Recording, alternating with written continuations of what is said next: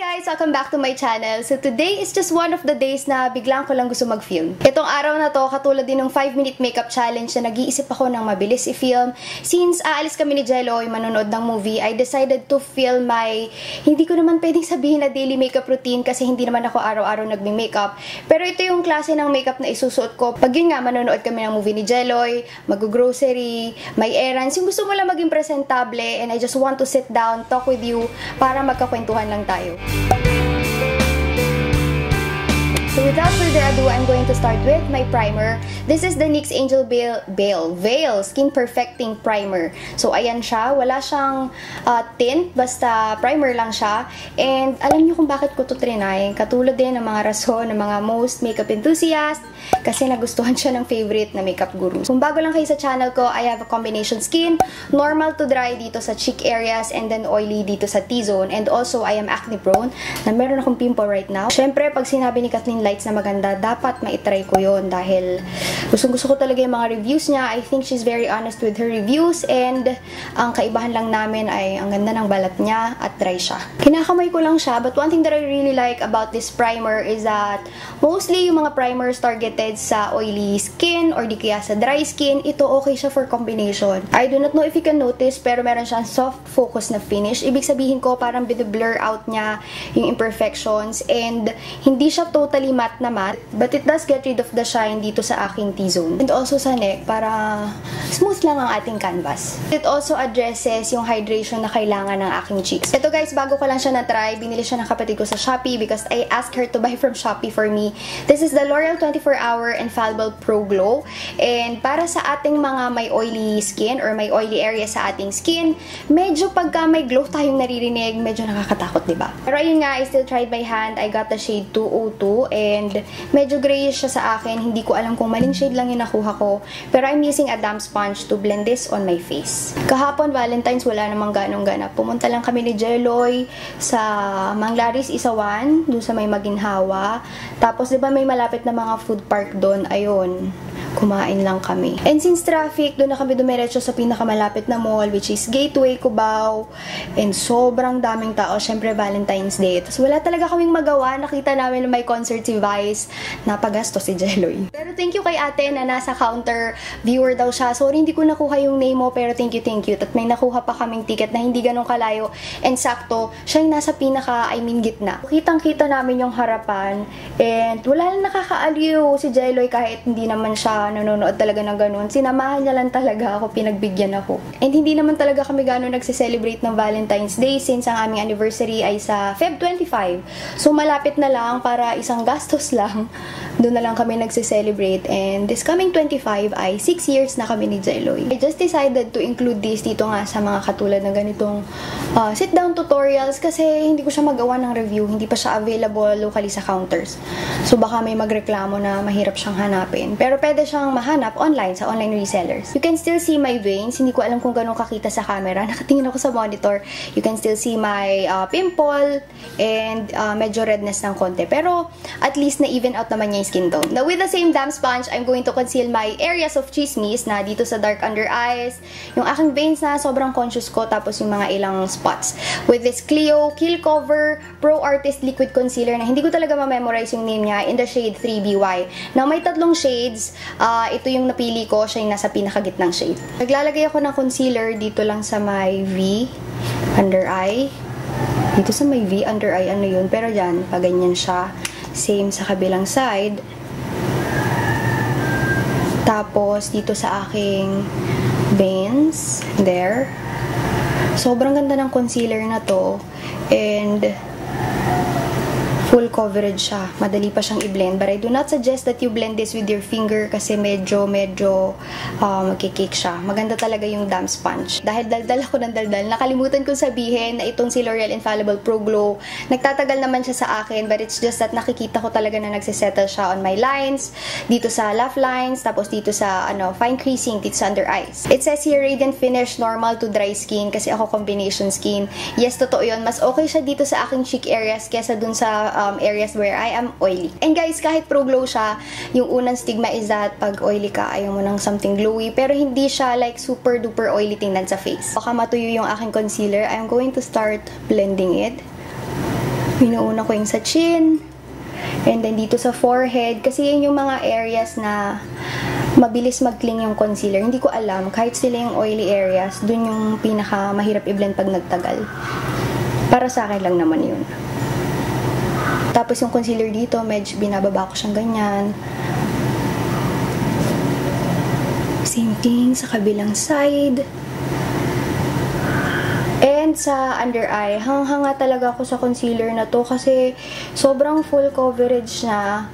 Basta mablend mo siya ng maayos. And ito yung concealer na talagang pag ginamit ko sa under eye ko, nakita ninyo, nawawala talaga yung cast, yung pagka-dark na aking under eye. Dinadamay ko na din yung lids kasi may pigmentation din yan. Dark pigmentation.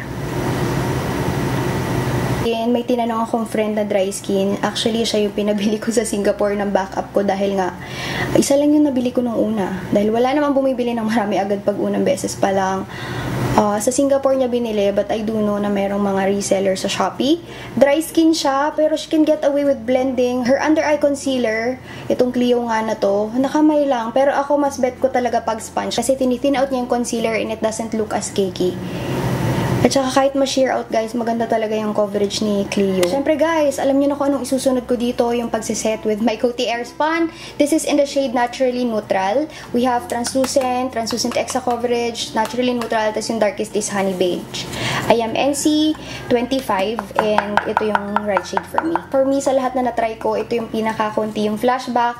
Pero the thing is, yung talagang scent niya lang ay lalagay lang ako dito sa takip, tapos yun, siniset ko with the same sponge. Ganon ako katamad. Kasi diba nakakatamad maglinis ng brush? Eh kung kaya mo naman gawin na lang lahat with the same sponge. Pero pag naglilinis ka, syempre, mas mahirap siyang linisin dahil yung foundation and concealer that went into the sponge, nasiset din siya. Dahil nalalagyan din ng powder. If you are someone na very sensitive when it comes to scents, yung ayaw mo na may matatapang na scent yung tinatry mo na makeup, hindi mo magugustuhan si Airspun kasi pag katulad nito, nagsasalita ako, medyo mahirap magsalita dahil matapang yung amoy ni Coty Airspun. Now, after setting yung mga airs na nilagyan ko ng concealer, sorry, ang hirap magsalita kasi amoy na amoy ko si Airspun, itong aking forehead, yung bridge ng nose, under eye, and then dito sa may jaw area. Yung natira sa sponge, yun lang yung gagamitin ko to set other areas of my face na walang concealer. Since hindi ko alam kung bakit ganun, ang lamig ng panahon ngayon, so hindi ko kailangan gumamit ng maraming powder. Alam nyo yun, dahil hindi nga kami prepared na attend naman pala kami ng kung ano. Nakalimutan kong dalhin yung vlogging cam ko. So, hindi ako nakapag-vlog. Nag-vlog ako sa phone. Pero, iba pa rin kasi talaga yung quality niya. Tuwang-tuwa talaga ako kay Aura. As in, lagi ko naalala si Troy, yung aking pinsan. Pinsan ko po yun. But this is the Physicians Formula Butter Bronzer. And it truly is buttery, yung kanyang powder. And meron siya mga waves na ganyan. It smells very sweet. And sabi nung mga reviews na nakikita ko online, amoy coconut daw siya. Pero, hindi naman ganun yung coconut scent na naaalala ko. I use this on a Marino number, wait, anong number nito? Number 32 na brush. Sobrang favorite ko to. This is just from Watsons. I think 200 something pesos lang siya. And hindi ko alam kung nakikita nyo, pero ito yung isa na sira-sira na, pero ginagamit ko pa din. I have 4 pieces of this dahil na sobrang gusto ko siya at tamad akong maghugas ng brush. Pero itong bronzer na to, you wouldn't expect that much pigmentation. You have to work it in your skin para makita mo yung pagka-bronze. But I like it that way para mas more forgiving and hindi ganun ka, paano ba to? Hindi ganun ka star kasi hindi naman siya pang contour. What this does is that it brings back the color or glow to my skin or warmth, whatever you want to call it. And para sa akin, kaya nauuna ako mag-bronze before contouring. Ko alam kung ganun din kayo, pero gusto ko yung bronzer muna tapos contour. Para pag nilagay mo yung contour, parang may gradient effect, hindi start tingnan yung contour. What I also like about this one is that hindi siya mapulang tingnan sa skin.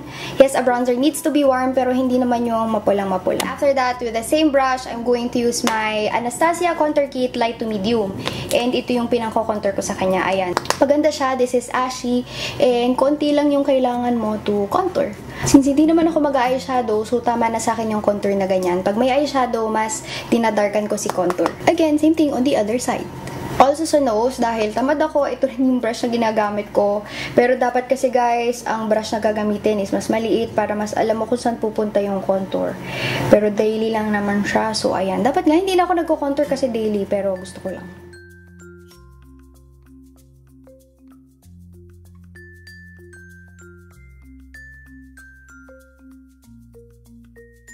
This is the Features and Shade 2-Way Cake in the shade Silk. And siya yung pinaka-yellow sa lahat ng shade ng Features and Shade na 2-Way Cake. And ginagamit ko rin yung same damp sponge to highlight yung under eyes, yung ilalim ng contour.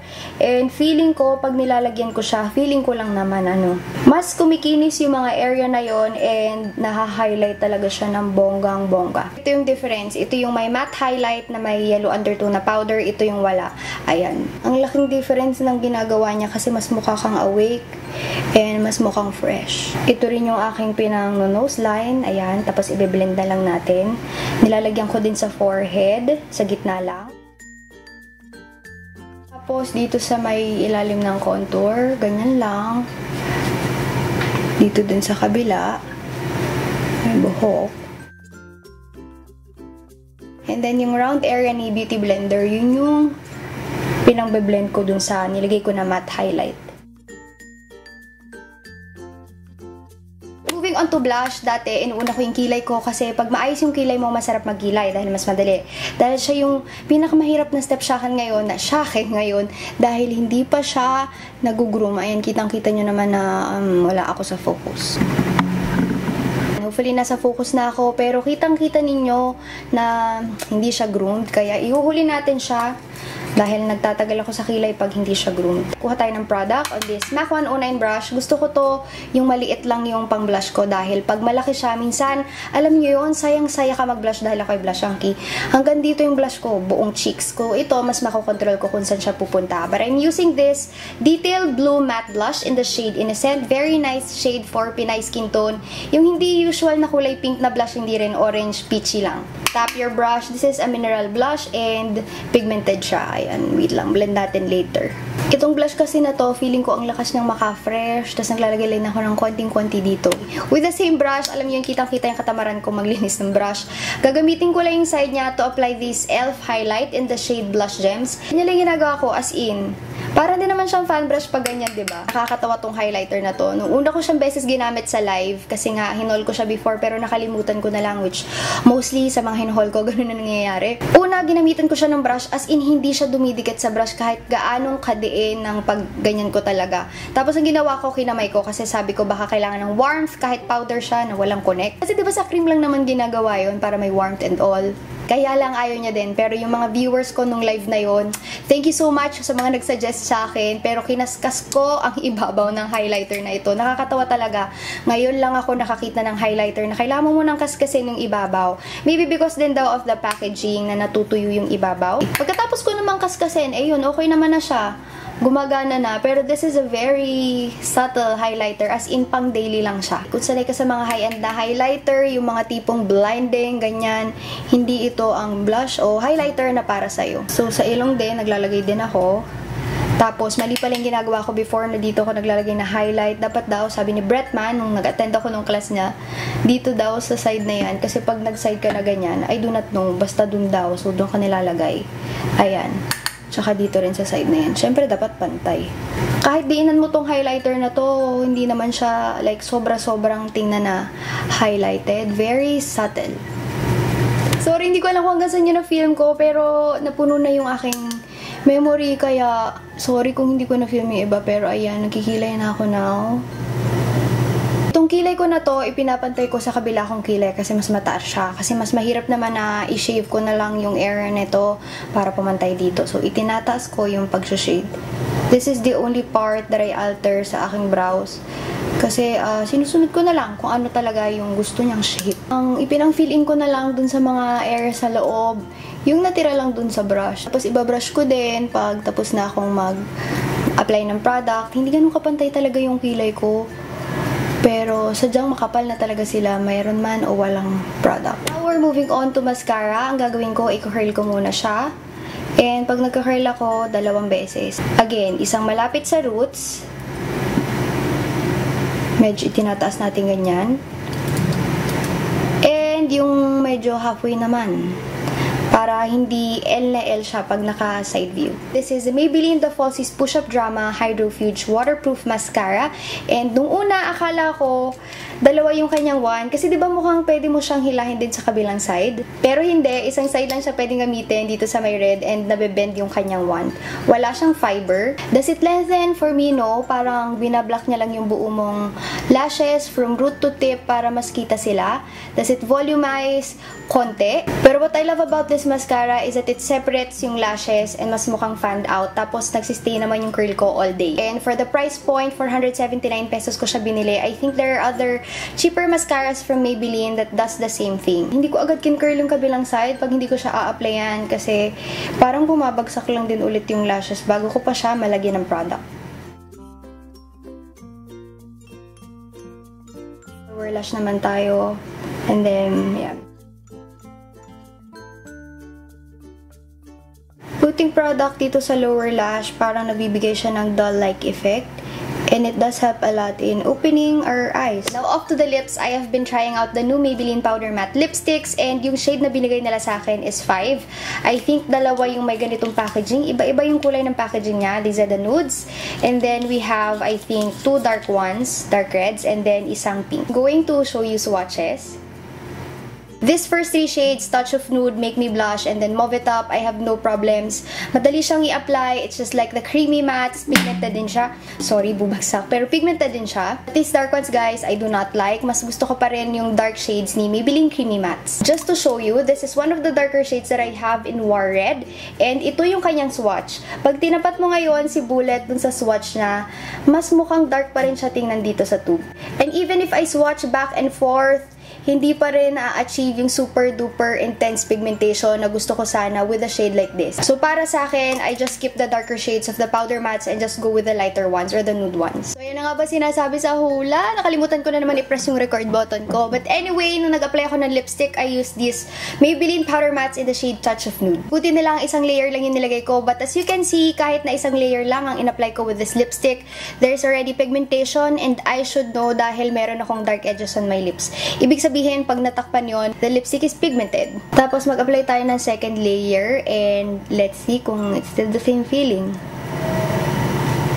Still feels lightweight. It really is lightweight kahit i-compare mo siya kay Creamy Mattes. But if you have already tried Creamy Mattes, alam nyo rin naman na lightweight yun. Yun lang talaga kay Creamy Mattes, kahit anong shade niya, mapalight o dark, talagang pigmented na pigmented. But with this one, Powder Mattes, medyo nag-aalangan ako dun sa mga darker shades niya. And also, katulad din kay Creamy Mattes, this is not smudge-proof, transfer-proof.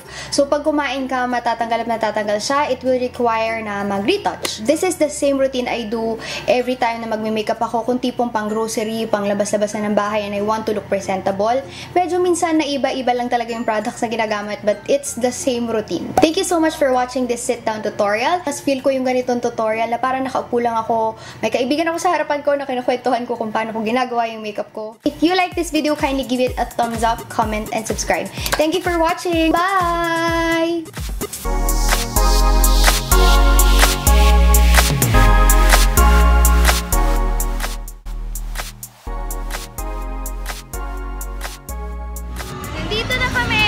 Napagastos ko si Jelloy.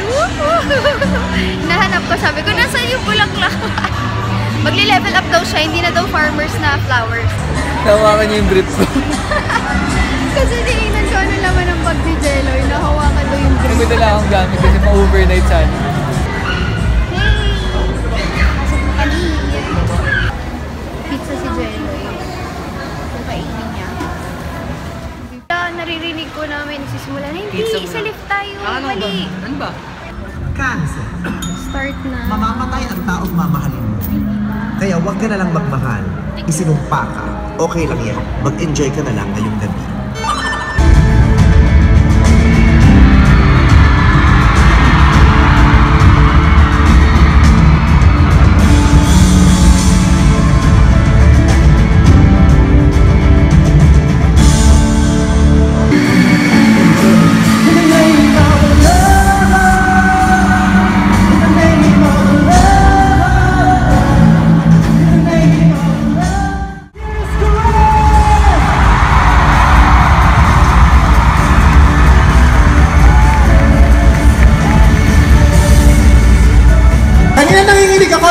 excited kasi excited ni Bernard Loma na nagdi-deliver ng kape habang nag-opening. Sobrang excited ako kasi pang-5 ko na po itong concert sa Araneta Coliseum at nakakatuwa, nakasama ko pa rin kayo sa pang-5 pagkakataon. Thank you ho, maraming salamat. Nakakatuwa naman, pinaramdam niyo talaga sa akin na may sipa pa ang kabayo. Thank you. Kaya lang baka magpabook ka na pabalik ng Korea. Oh my God! Kumpleto ng gabi ko, maaari na kayong umuwi. Nandito na si Sanjo Marudo.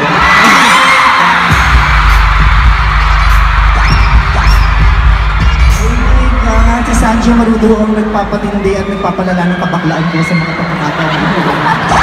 Pinsan mo, ex mo? Nagulo ko naman sa pinsan mo, ex mo. Sino ka? Hindi mo ko kilala? Ako si Tutoy, ang batang vice ganda at ang iyong nakaraan.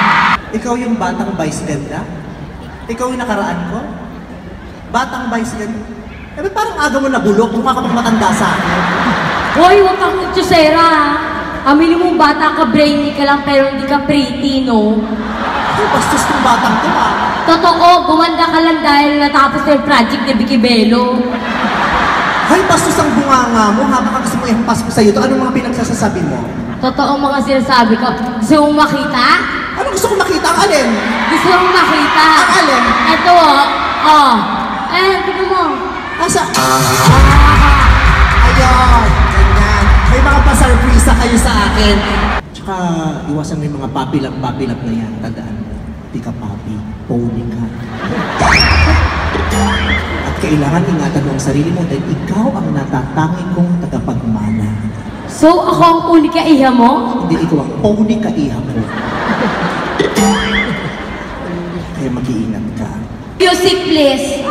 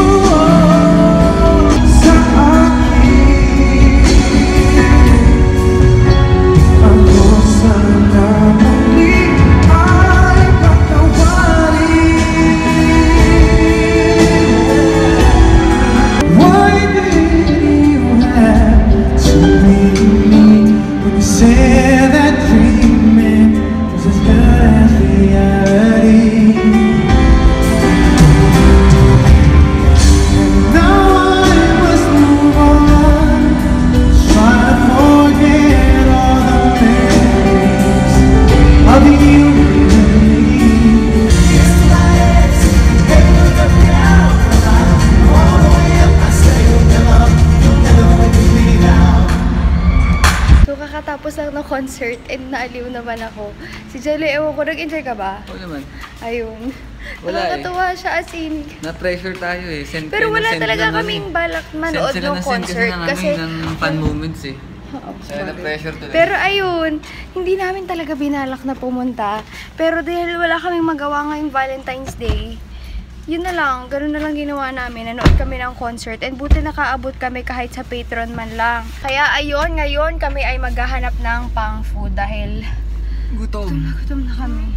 Yung mura at mabilis na madaling kain. Tapos ni Vivian, tapos sa akin and sabaw. Plus kay Jeloy ay paborito niya ang nilaga. Favorite.